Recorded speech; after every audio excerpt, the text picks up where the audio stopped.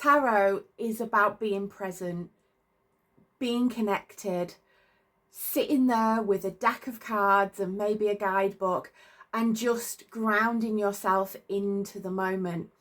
Hi Moonbeams, it's Nikki T here from Moonchild Tarot, and I've got a tag for you today that I've created because I've been thinking quite a lot about tarot and what tarot is for me.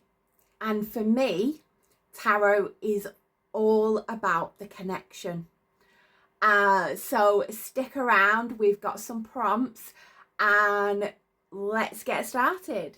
I chose to create this video and this tag because of a video I saw in the board gaming community. My hubby is a board gamer and he shared this video, and it was about why choose the hobby over consuming of technology and the consumption of media, TV and all of that. And it really got me thinking, why do I tarot? Why do I pick up a deck? What is the reasons? Is it for connection? Is it for consumption? Or is it for community? And sometimes it's a little bit of all of it, but I think the main thing that I pick a tarot deck up for is for that connection, for that grounding in, for that mindful moment. And sometimes you just want to sit there with a deck of cards, whether it be at your desk, whether it be sat on the floor, wherever you tarot, without your phone being there, without the constant chimes of new decks and social media and what the community thinks. Sometimes you just want to sit and play with the cards. So without further ado, we'll get into the tag. There are 6 questions and I would love it if you joined in. Please tag me if you do, because I want to watch and support. And also I've got the hashtag tarot connection tag. I will put that down in the description. Question 1 is, how did you first connect with tarot? Who or what influenced you to pursue it as a hobby? Because it is, as we say, a hobby. I've got quite a few other hobbies on the go.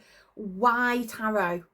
Now, for me, even as a teenager growing up in the 90s, I always had a draw to the spiritual side, to things like that. I hadn't discovered tarot until my 20s when I'd become a teacher, and actually I was sat with an English teacher who had a deck of cards.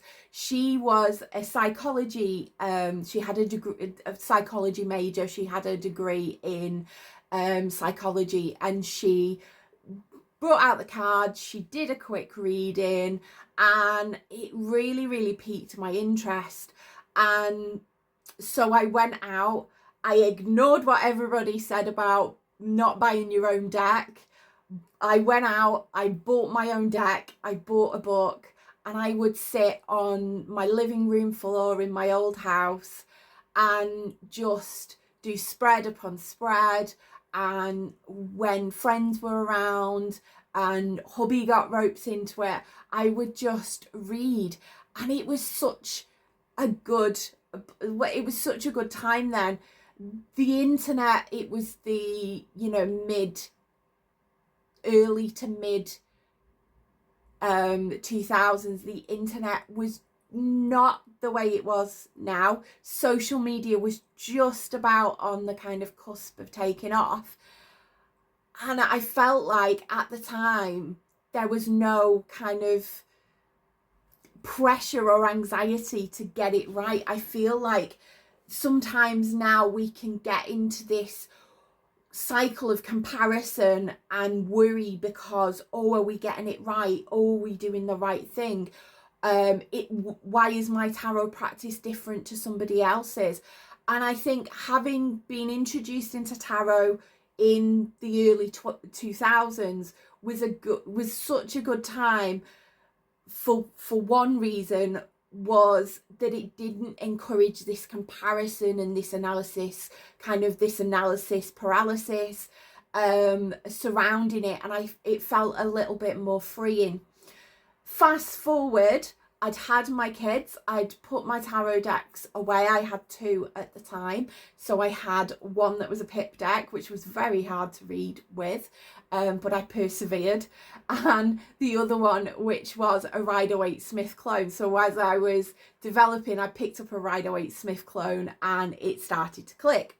Anyway, I'd had, you know, my kids, and as they were getting older, I came back into tarot through social media. Social media reintroduced me into tarot. So I feel like I've got a little bit of a unique perspective on this because I've seen both sides of it. I've seen, you know, the side where tarot decks weren't very readily available. It wasn't easy to get one. But also we weren't blinded by all the choices. We just got a deck and we got on with it and we did the readings with that. But also I've picked tarot back up through social media, and that's helped me really catapult my practice, really helped me learn. As I've worked out being neurodivergent, I struggle with books. I have to kind of learn in a more holistic way of having everything, watching things, listening to things, seeing things, doing things, everything. So back when I first started, it was hard because I just had the book and the cards and that was it, and my own intuition, and I started trusting my own intuition a bit more. Picking it back up with social media being everywhere, you know, TikTok's been around for like a while and everything, it really helped me learn very, very quickly, but also it had that level of, you know, why am I doing it differently to them and things like that. So we did kind of have that, its own challenges. Now I'm learning to go, it's my practice, I'm going to do what I want. I'm not going to do lengthy journals because it just doesn't work for me. I'm going to tarot the way I want to tarot. I think Miss Nefarious Aquarius has mentioned this about on her recent video about, you know, doing tarot your own way and not being frightened to do what you want, and kind of not thinking you have to replicate what everybody else does. It's good to see it so that you can cherry pick, but also it's about your connection with the cards and your connection there. Question 2 is, forgive me for looking at my notes here, how does tarot help you connect with the physical world? Like, how does tarot help you detach from the technology, detach from the world of social media, detach from the endless conveyor belt of images that we're being shown? How does tarot help you ground? Now, for me, it all starts with the artwork. Looking at the artwork, seeing those images, like looking at art that I love. You know, tarot is amazing because there's so many different decks to cater for, you know, and that's a good thing now. There's so many different decks to cater for everybody's taste. You can pick up a surrealist deck if you're into surrealist art. You can pick up a really hyper realistic deck if you're into that. You can do found art. You can do, you know, dolls with huge heads and big eyes. You can tarot in whatever way you want, and it all comes down to the artwork. For me, looking at the artwork really sparks that creativity within me, because I know that the person has poured countless hours and countless time and vision into those cards. Like here, I've got the Bonefire Tarot. This person has spent time and energy and love and poured it into the cards. Now, the images might not be super realistic, but I don't care. I would love a deck where it's just stickmen, as long as there's love and passion and energy being created into it. And you might say, what about collage art and digital art? Again, it's a process. You're not going to get an image just by 5 minutes of typing something in to a program. With digital art, you've got to move things, you've got to adjust the saturation, the lighting, everything. You've got to find the images, you've got to curate them. And that's why I much prefer artwork that is not influenced by AI, just because it's the passion and it's the love and it's the energy that's been poured into it. I don't want to get onto a conversation about AI, but it's that time. It's knowing that that person has spent their time, their energy, their passion and life force into the cards that really kind of excites me and really makes me smile.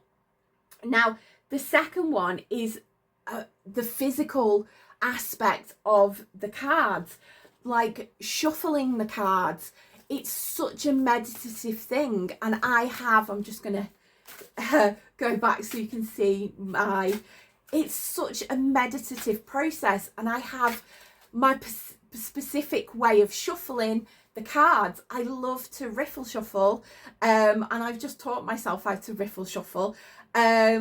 And certain cards will riffle shuffle, like this deck loves to be riffle shuffled, whereas some of my others, a bit chunkier and a bit heavier, they don't. And it's the different feel, it's the tactile nature of the cards.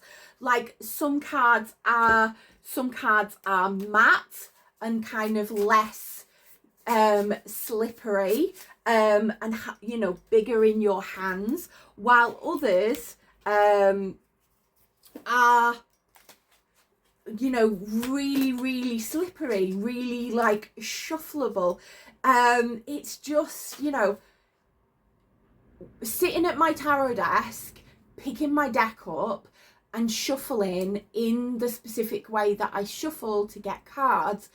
It brings me back to the present. It grounds me. It kind of wipes away all the worries and the problems that are kind of there. It gives me a moment to breathe, and it gives me a moment to be calm.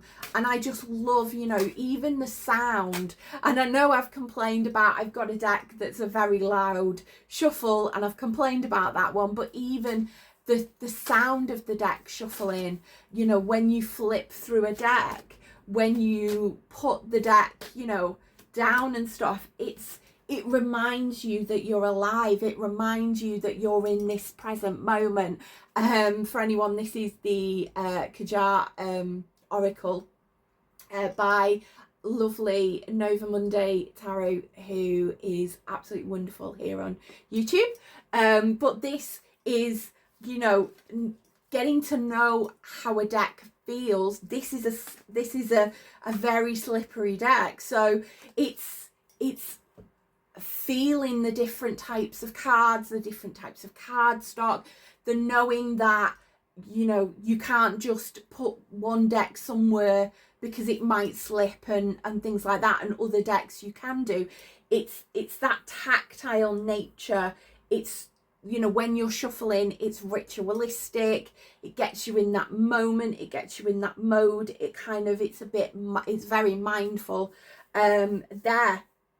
Even connecting with a guidebook, connecting with the guidebook, opening the guidebook, looking at it, finding it, like smelling the cards, smelling the guidebook. It brings you into that present moment. I as much as I a lot of the time complain I haven't got time for a guidebook, tarot has really brought me back into books and into reading. I'd spent a lot of time not reading, or spend a lot of time when I was reading on a screen and I was scrolling. This is, you feel it, you can see it, it's in front of you. It's the act of turning the pages. It's you know, writing in it, if that's what you like doing. That act, you know, I love like writing in my planner as well. I have my trusty diary here. The act of picking the card, putting the card in my, you know, monthly thing, highlighting it. I've got my practice now where I don't spend as much time journaling, but I do appreciate, you know, color coding my planner to see, like I've got quite a few majors this month, and it's a bit of a swordy month. You know, sometimes I might journal loads, and sometimes I might journal a little. It's that physical act that takes me away from my phone, because otherwise I'd be on my phone 8, 9, 10 hours, you know what I mean, at lots of hours a day. There is the temptation to be hooked on your phone all the time. And tarot, and coming into my tarot space and sitting at my desk, really helps me put my phone away and like have that mindful moment. And that's really helped with my mental health. I've had a step away from consuming social media to the extent I was. I've now started putting boundaries in with it, and I've started going out walking. That's affected my mental health greatly. But also sitting with the cards, lighting a candle, like, again, all these physical things that we can have with tarot, like candles, incense, bells. Like I've got my little bell here, and I will, if I feel I need to, I will ring the bell and clear the air. Crystals, like I have all my crystals on my altar, not for aesthetic purposes, but for memory purposes. Like I remember I bought this orange calcite in Whitby. It's the pride of place on my altar to physically remind me of those moments. Like this piece of wood was picked up on the beach in Whitby as well. It reminds me of the physical. It reminds me to connect with the real world, as opposed to the kind of virtual world that we have with social media and everything like that, because not everything we portray on social media is actually real life. So it brings me back into that present moment, just practicing the tarot, just with all the physical objects around the house. And I end up putting my phone away to the side here, and I won't touch it for half an hour, an hour. It depends on how long I'm feel called to be with my tarot. It might be 5 minutes, but that ritual in the day really kind of helps me ground. And then it kind of helps, because social media is here whether we like it or not. It's around, it helps ground me when you know, all the internet is kind of filled with all this chaos and all this choice and all these things around. So let's move on to question 3. What drew you to tarot over other activities or hobbies? Now, I'm also going to put in this, do you have any hobbies that complement and sit with the tarot? So, for example, I'm not a big planner person, but I do like highlighting, having my planner part of that. I have put stickers in my planners and decorated them and things. I found that doesn't kind of work for me. So I've kind of dismissed that part of tarot. But I love, as you can see, creating different tarot bags for each of my decks. So this is my Somnia tarot, because it's blue and gold. So picking out the yarn, creating its own bag, having it there. I can't do it for every tarot deck I'm gonna own, because some of them are up in their boxes, But for quite a few of them, I like to have them in a bag that I've made. I like modding decks. I don't know whether anybody would want a video of me modding the Goddess of Love Tarot, because I've modded that down. That kind of act brings me closer into the tarot, into the cards. It brings that bond. And again, it's taken me away from social media or looking at my phone. It's bringing me into the present. It's grounding me. So my crochet does kind of fit in with, or is adjacent to, my tarot. Also, tarot was actually looking at all this artwork, seeing, you know, the beautiful artwork here and in all the decks, has actually encouraged me to get back to hobbies like art journaling. I was big into art journaling. I would have all my art journaling stuff downstairs and I would do it while I was watching TV. And it's really encouraging me to kind of go, right, let's get the watercolors out. Let's do some creativity. You know, let's exercise our creativity. Let's do some journaling. And, you know, who knows where that will go. But I feel like tarot, looking at the art and seeing all this beautiful art and being inspired by it, has really helped me engage in hobbies that I'd kind of put to the side and left there. The other thing about tarot that I love, as opposed to, say, sport or football or other hobbies or gardening or whatever, is the visual aspect of it. The visual, I'm a visual learner. That's the way I learn, by seeing things, by looking at things, by looking at the detail. And I feel like tarot gives you the opportunity to, like, challenge both parts of your brain, the creative side, the kind of the creative, the, you know, making it into a story, thinking about you being in the card and what you see and everything. And it's exercising that kind of part of the brain, but also it's exercising that theoretical, that analysis, that decoding, that scientific part of the brain there.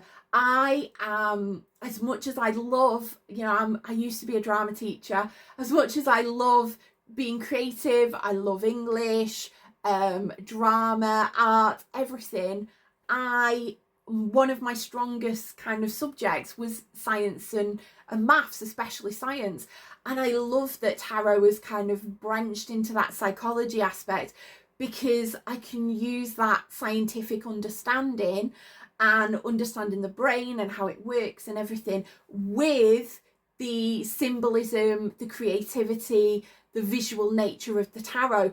Bringing those two together it exercises my brain in a way that other crafts don't, because with crochet, I'm just creating, I'm using my hands, I'm creating and I'm counting, and I'm building a kind of pattern up, but it doesn't feed that really artistic, creative spark.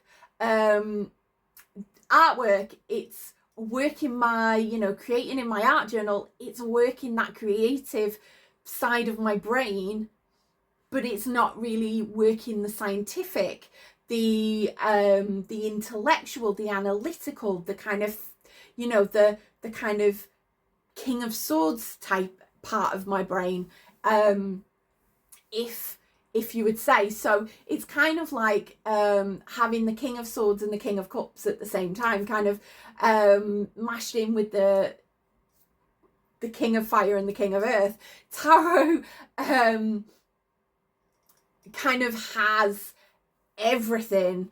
It exercises your brain in such a way, I feel, that really can kind of keep you going. There's always something to learn, there's always something to grow, there's always something you can be doing. So it's so vast and so wide that it's just endless. And sometimes with social media and the algorithm, once you've seen one video, you've kind of seen a lot of them all and stuff, and it can get a bit repetitive. I love pattern recognition, and you know, finding the patterns in the tarot. I find the patterns kind of everywhere, and that's one reason why I love tarot so much.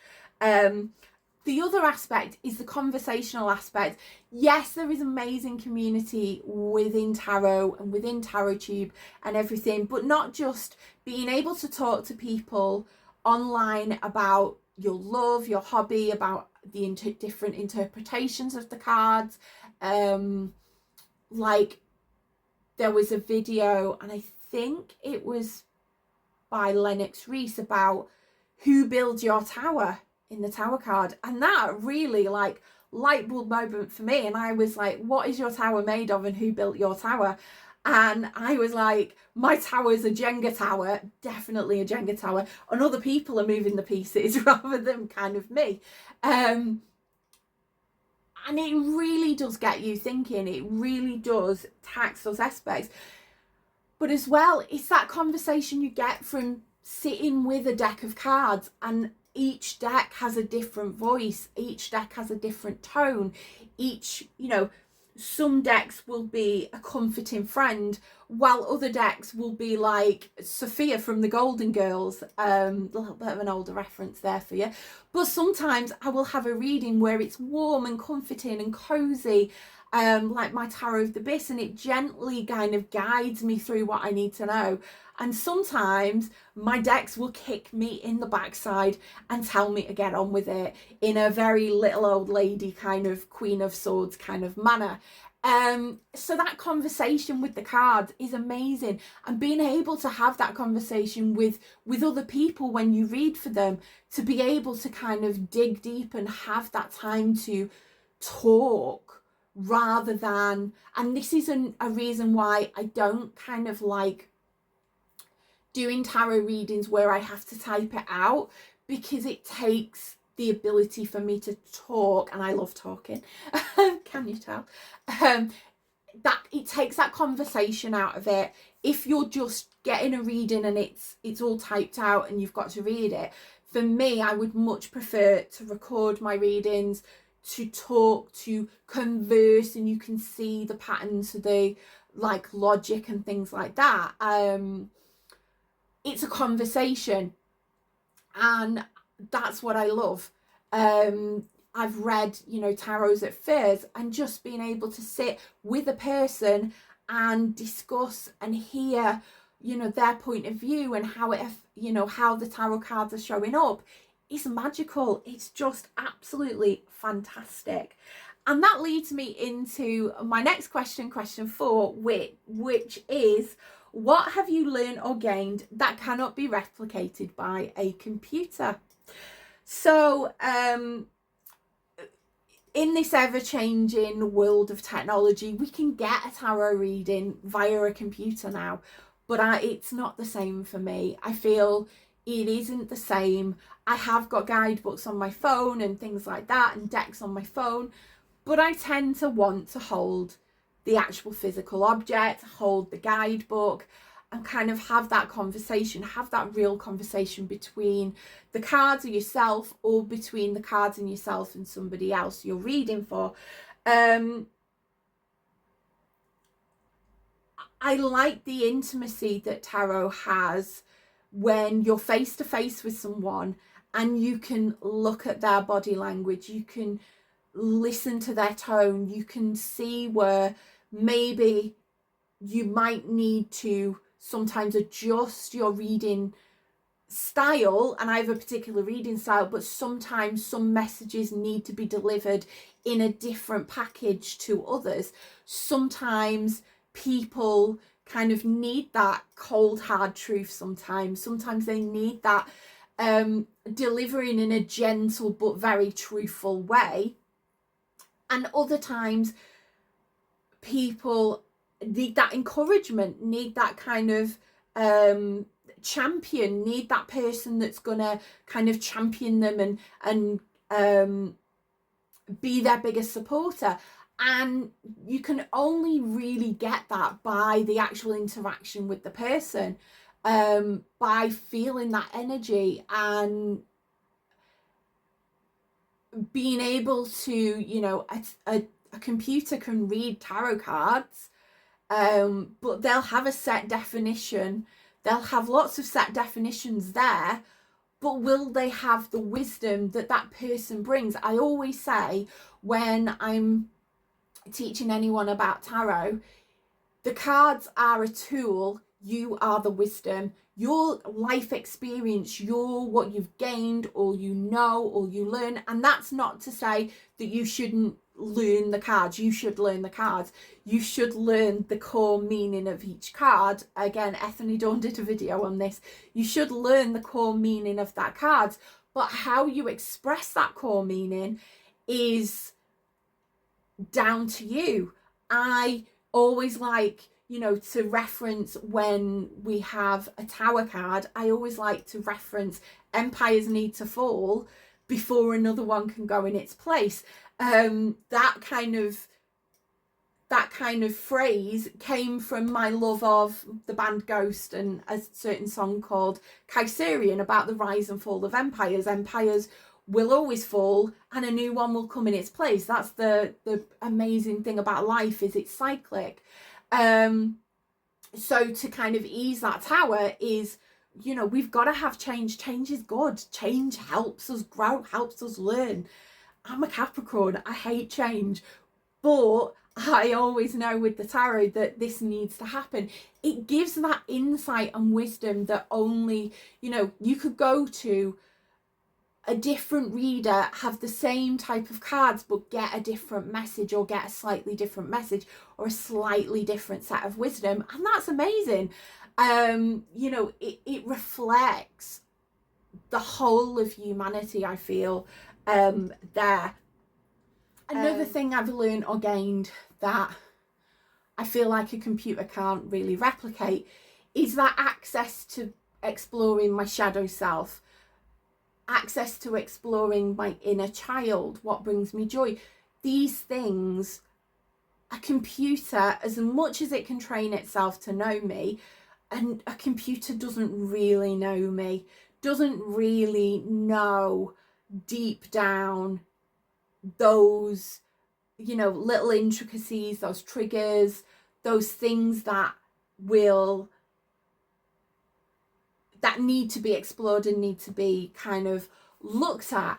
And I feel like tarot has got such a scope for reflecting and looking at yourself, helping you have that self-awareness to know sometimes, you know, as I said, some of my decks will give me a reading that will kick me up the backside because I'm kind of fooling myself, or I'm kind of ignoring a message, and it will keep coming up and it will keep coming up.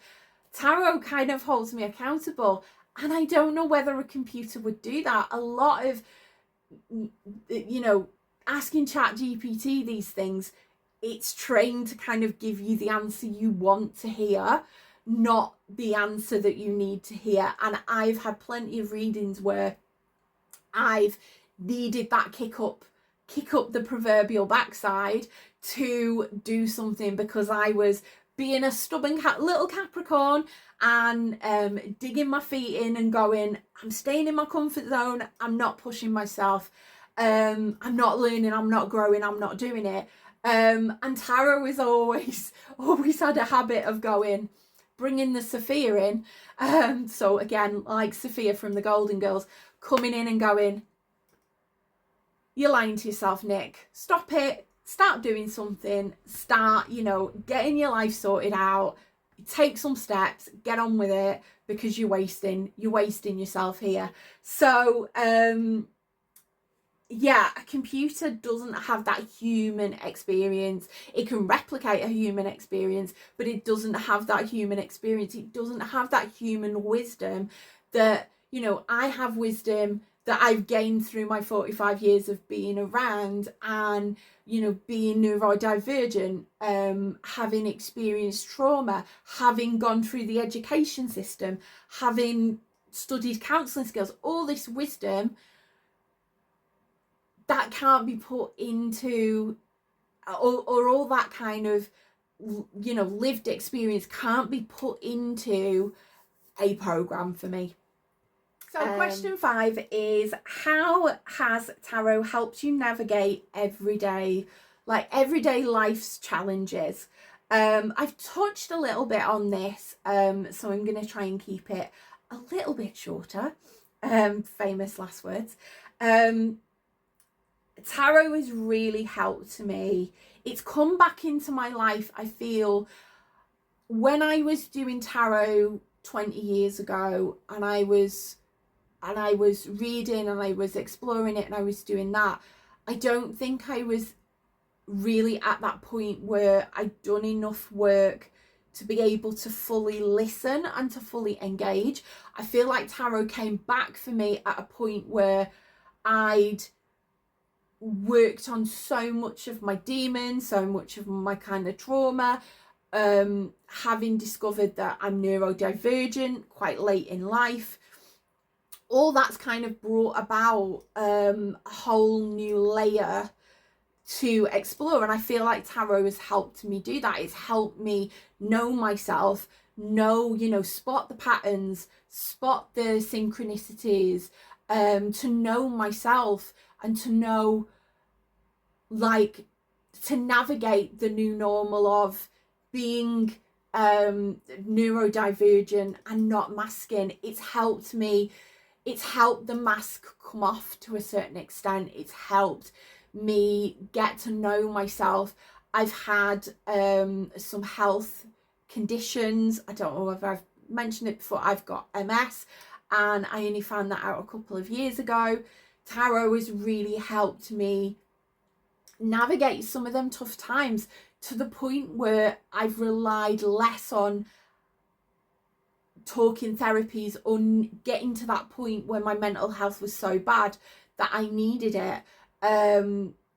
It's helped me. Tarot, it's not a magical solve all, but it's helped me feel less lonely when I left my job and circumstances kind of changed with me and my husband swapping.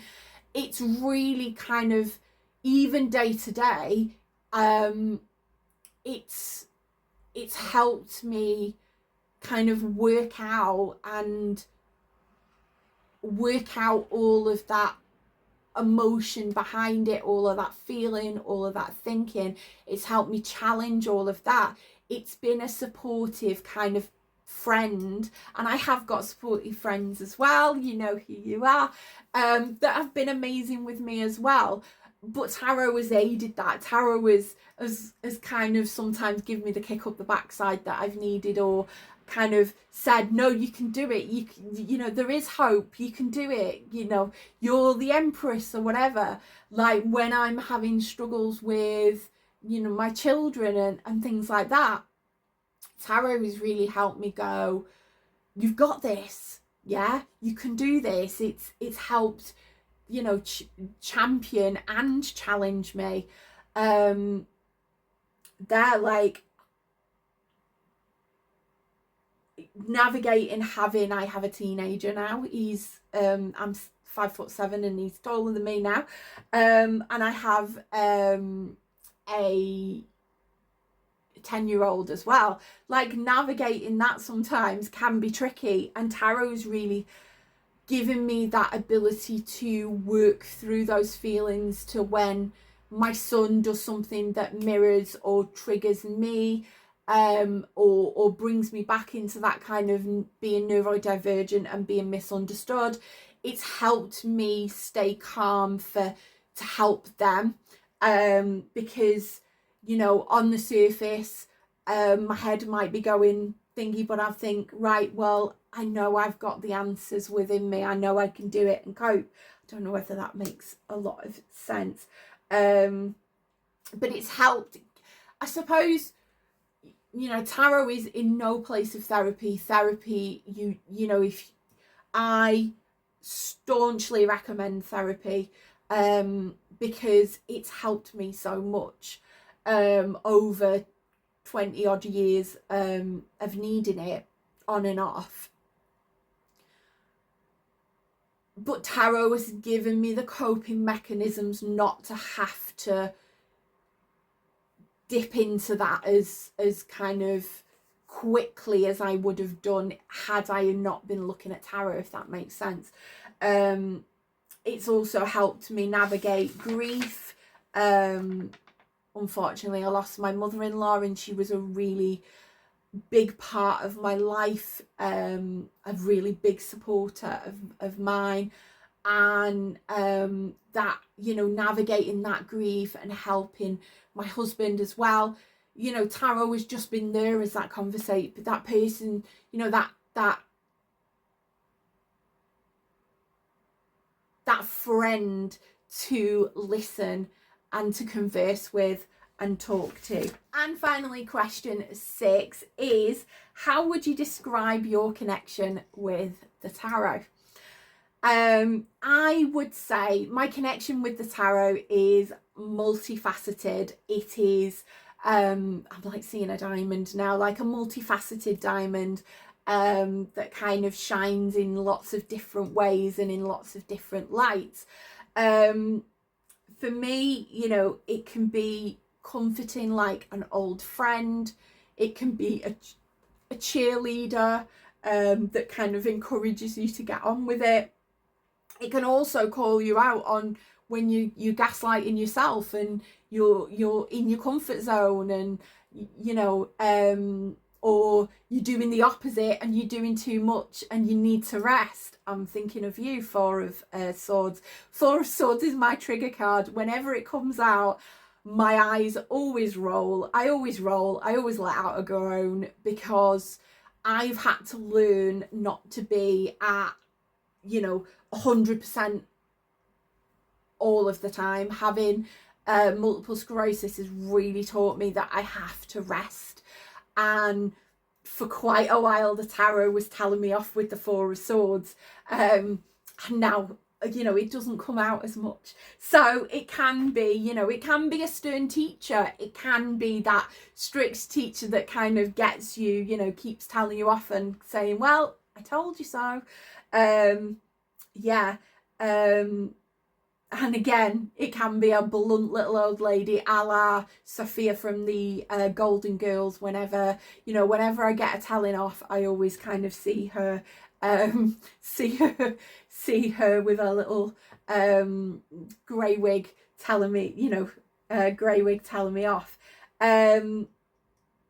Often it can be as well that light bulb moment, that eureka moment, where something, you might have a reading and you've been mulling over it and you're going, I don't get it. It's confusing. I don't get where this feels or lands or whatever. And then suddenly you'll remember something and you'll go, oh yeah, it's that.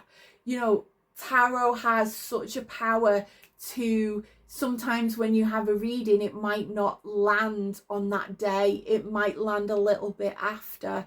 It might kind of, you know, it might take a while for that process. But when you get that light bulb moment, when you know, I know what to do, I know what I've got to do, that is amazing. You know, finally, it can be mysterious. Yeah, it can be like the moon. It can be mysterious and kind of sometimes even jovial and laugh at you and go, I'm not giving you the answer. I once did a reading where literally I heard a laugh and it was kind of going, I'm not telling you the answer. The Hanged Man came out and it was like, you've got to sit this through, Nikki. You know, we're not going to give you guarantees. We're not going to give you an answer. And it just made me chuckle. And I told my husband about it. And I was like, there's going to be no answers about this. And that's reminding me to just go with the flow a bit more, to kind of just be a bit more watery and kind of go with the ebbs and flows of things at the time. So to sum that up, it can be a close friend, it can be a cheerleader. But for me, the connection is all like lots of different people. My decks, I do personify my decks. I don't care. You know, I've got Rainbow Rodney here. Yeah, quite a few of my decks that I have like a really deep connection with, they get names. They have energies. They, you know, Rainbow Rodney is quite a blunt deck. I've got a deck that's called Blunt Betty, and because of the nature of the way that it delivers its readings usually, and she's not blunt all the time, but it can kind of sometimes come in a bit like a freight train. I love that tarot has that different energy and that different connection, and you can have lots of different connections from the same system. You know, it is about the system utmost. It is about the tarot system, and you have to honor that and you have to follow it, but there's so much scope. It's like I'm seeing a wide kind of ocean. There's so much to explore and there's so much to kind of get you in that I want to get, you know, my head in a book rather than looking at it online or doing it online, because, you know, I want to develop that knowledge there. So it can be many things. It can be your friend, your cheerleader, your Blunt Betty, your you know, mysterious, like Merlin-esque, Gandalf-esque kind of Yoda speaks in riddles, or it can be just your clown, you know, your kind of class clown.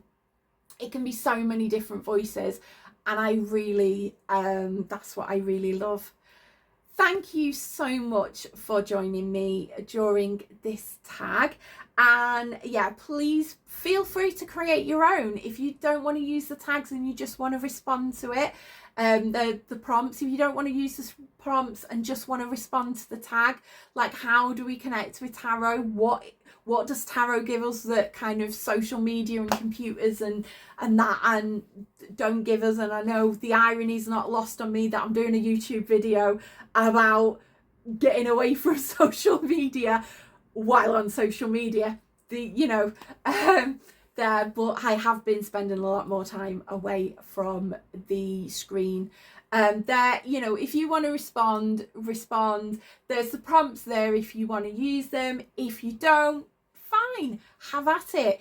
I'm gonna be, you know, checking the hashtag and giving some love and support to the people that want to kind of join in this conversation, because I feel like the reason I did this is because a couple of months ago I was very much in that swamp of feeling bogged down because I couldn't afford the latest deck, that I didn't have hundreds of decks in my collection. I've got more than enough here to kind of use. I felt like, should I be doing it this way or that way, or, you know, another way? And I felt really bogged down with all the voices that were coming in, and it took me stepping back and thinking about it and spending time away from it to realise I do tarot for me. I do tarot for my practice, so it's got to reflect what I value and I want from tarot. And you don't need all the decks. It's lovely to I love having like a little tarot cave here, but one deck is enough. You only need one deck that you connect with to, you know, have that magical experience. Actually, where is he? Let's bring out the famous Bob. You know, this was my first deck for a good couple of years. Yeah, a good couple of years. So this is 20 years old. As you can see, it's a pip deck. Not the best to learn from. But I have, you know, such a love and such an affection for those days where I used to sit, spread the cards out, read from the guidebook, have a think about it, or read for other people. And I'd sit there with a guidebook and they wouldn't mind. We'd have that conversation together. And it was just, yeah, maybe I'm harking back to a better, you know, to sounding old here and going back in the old days. My daughter goes, when the dinosaurs roamed, back in the old days when tarot was simple. But, you know, social media is amazing. The community is amazing. What we have is amazing, but it can't be everything. There needs to be a bit of temperance. There needs to be a bit of measured, you know, a balancing of the scales and a bit of bringing yourself back into the present and back in to why you picked up tarot in the first place. So that was a very long outro there. I look forward to hearing your responses, and let me know what you love about connecting with the tarot in the comments, and I will see you again for another video. Have a lovely week, my moonbeams. See you later.